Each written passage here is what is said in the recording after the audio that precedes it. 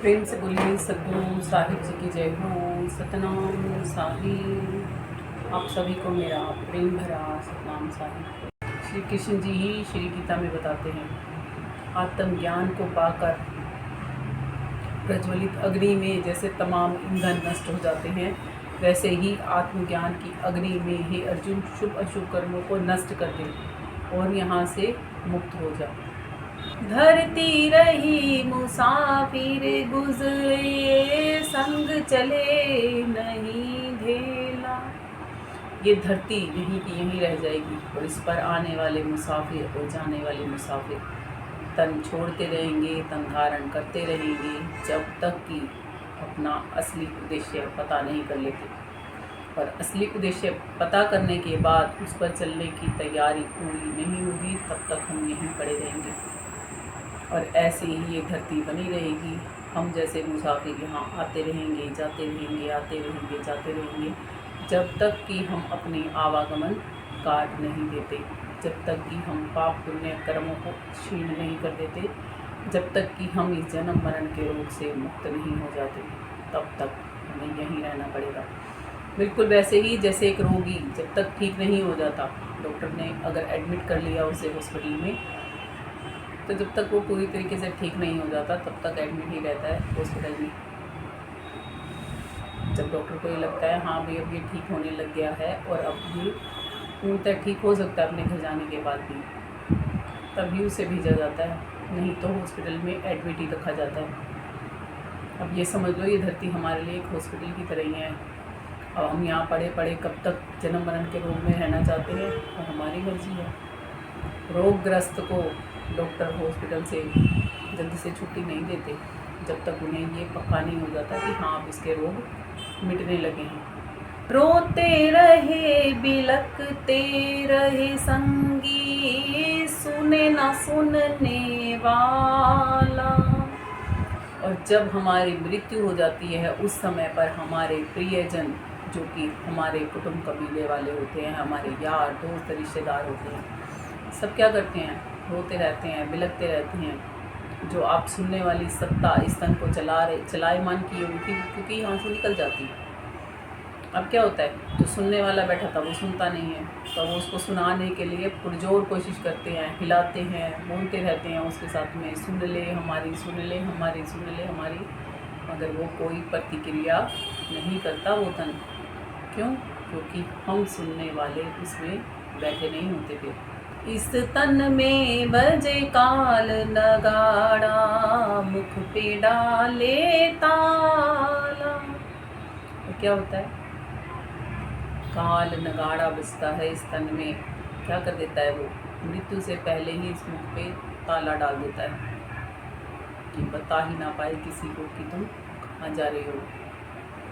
यदि कोई जाने वाला वापस आके ये बता देता ना कि मैं वहाँ जा रहा हूँ, तुम मत आना, बहुत पीड़ा है, बहुत दर्द है, बहुत कष्ट है, तो शायद हम समझ जाते। किसी की भी मृत्यु होती है, उसके कर्म हम जीवन पर्यंत देखते हैं और फिर भी हम उसकी मृत्यु के बाद उसकी फ़ोटो पर कभी ये नहीं लिखते कि नरकवास हुआ होगा।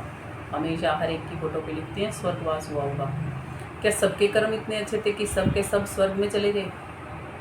अगर सबके सब स्वर्ग में चले गए होते तो ये मृत्यु लोक क्यों चल रहा होता? क्या ये ख़त्म नहीं हो गया होता? खुद विचार करके देखिए कि आखिर किसको धोखा दे रहे हैं हम। बोल सके ना बोल गर्भ के, अंत चलन की बेला। और बोल नहीं सकते उस समय पे, क्या चीज़ नहीं बोल सकते कि मैं इतना बड़ा पदाधिकारी हूँ, मैं इतने बंगलों का मालिक हूँ, मुझे तुम कैसे लेके जा सकते हो। सामने से बाहर का कोई मनुष्य अगर हमें कुछ कहे तो हमारे पास 70 जवाब होते हैं देने को उसको। अब दे के दिखाओ ना, जब यम के दूत सर पे खड़े हैं, काल का नगाड़ा बज रहा है, तब काल पुरुष को जवाब दे के दिखाओ। हिम्मत है इतनी? वो सीखी ही नहीं, वो क्रिया सीखी नहीं जिससे काल पुरुष को भी जवाब दे सकती है आत्मा और कह सकती है मुझे तेरे साथ नहीं जाना, मुझे अपने सत्पुरुष के साथ जाना है।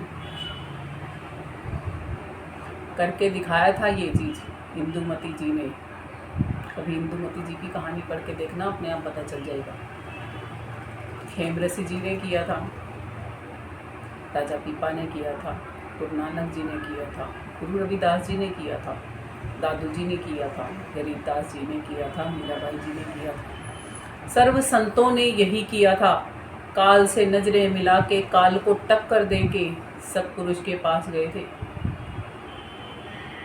जहाँ पर आवागमन नहीं है, जहाँ पर रोग शोक नहीं है, आज हम उनके नाम केवल पाठन पठन में ही लेकर रह गए हैं। वो कहते हैं कि जो ज्ञान हमने सुनाया उस ज्ञान पर चलो। एक बार नानक जी भरी सभा में बैठे थे और उन्होंने जब परमात्मा के दर्शन किए तो उनके मुख से निकला वाह गुरु, और जब वाह गुरु निकला तो वो करते रह गए वाह गुरु वाह गुरु वाह गुरु वाह गुरु। और नीचे बैठी साध संगत ने भी वाह गुरु करना शुरू कर दिया नानक जी को सुन के। तब नानक जी ने बोला, अरे कंजरो किवें एवें ही चिलिया पांदे पे हो, असी तो बोलिया वेख कर तिवें वेखा कि ए लोगो मैंने तो देख कर बोला वाह गुरु। आपने क्या देखा जो ऐसे ही मेरे पीछे पीछे रट्टाफिकेशन में लगे हो। इसीलिए कहा जाता है कि जब तक ना देखूं अपनी नैनी तब तक ना मानूं गुरु की वैनी। तब तक मैं गुरु की बातों पर, जो मुझे सामने से एक पाठ्य करने वाला पाठक मुझे कुछ सुना रहा है, मैं तब तक नहीं मानूंगा जब तक मुझे प्रैक्टिकल नहीं करवा दिया जाएगा। और यही बात श्री कृष्ण जी ने श्री गीता में भी कही है। प्रैक्टिकल रियलाइजेशन के बिना, आत्मज्ञान के बिना आप यहाँ से बाहर नहीं जा सकते, इस चक्रव्यूह से नहीं छूट सकते, इस मायावी संसार से नहीं बच सकते। उन्होंने बताया है ओ ऊ मैं ओम एक अक्षर ब्रह्म को जानने के लिए क्या करना पड़ेगा, अपने बाहरी 10 द्वारों को रोकना पड़ेगा। परमात्मा संबंधी सभी धारणाओं से युक्त मन के साथ में उसको ध्याना पड़ेगा। और जब आप ऐसे उसको ध्या पाओगे, जब आप उसको समझ के प्रैक्टिकली कर पाओगे, तब आप उस एक अक्षर ब्रह्म को जान पाओगे। और ब्रह्म से आगे पार ब्रह्म को भी जाना जाता है। और जब तक वहाँ तक नहीं पहुँच जाते तब तक आपकी मुक्ति हो जाएगी, ये श्री गीता भी नहीं कहती। फिर आप चाहे कुछ भी कर लो, संसार में कितनी भी आरतियाँ गा लो, कितना भी कुछ भी क्यों ना कर लो, आप भव सागर से मुक्त होकर नहीं जा सकते। वैतरणी नदी पार करने के लिए भी गोदान करनी पड़ती है और बाहरी द्वारों को रोकना ही पड़ता है, इंद्रियां दान करने के लिए भी। अब बाहरी द्वारों में ही हम घूमते रहते हैं। इसीलिए साहिब ने कहा है 9 द्वारे जगत सब, 10वां योगी तार, 11 खिड़की बनी शब्द महल सुसार। 9 द्वारों में ही हम पड़े रहते हैं।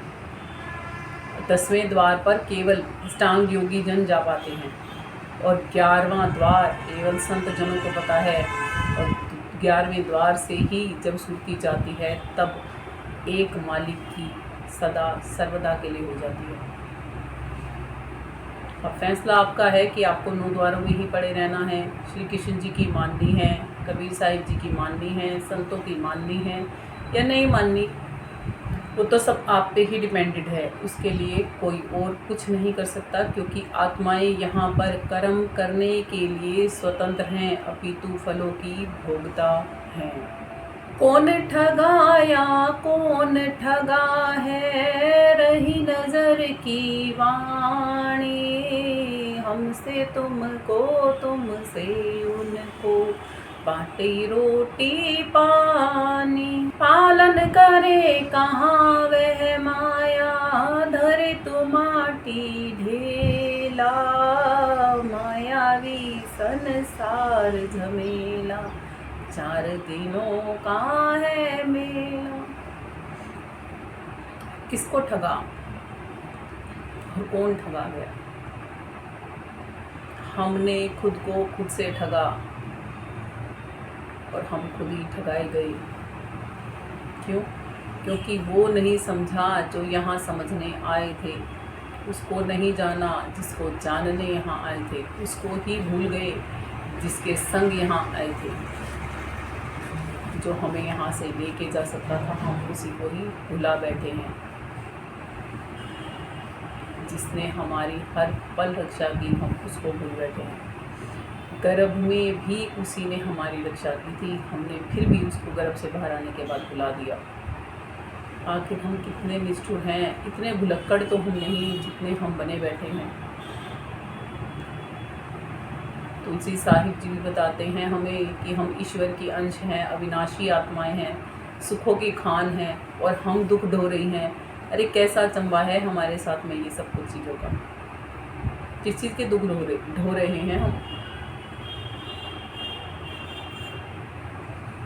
सबसे बड़े दुख को भूलकर छोटे छोटे से दुखों से दुखी हो रहे हैं हम, कि इसने मुझे ये कहा, इसने मुझे वो कहा, उसने मेरा सम्मान नहीं किया, उसने मेरा मान नहीं किया, उसने ये नहीं किया और उसने वो नहीं किया।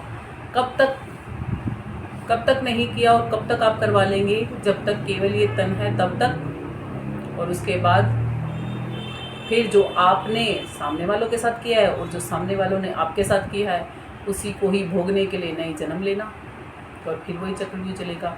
एक बार सदना कसाई जब जगे थे तब की उन्होंने बता रखी है कि एक बकरे को काटते, सदना कसाई जी का काम था बकरों को काटना और उनका मीट बेचना। सदना कसाई जी कैसे जग गए थे?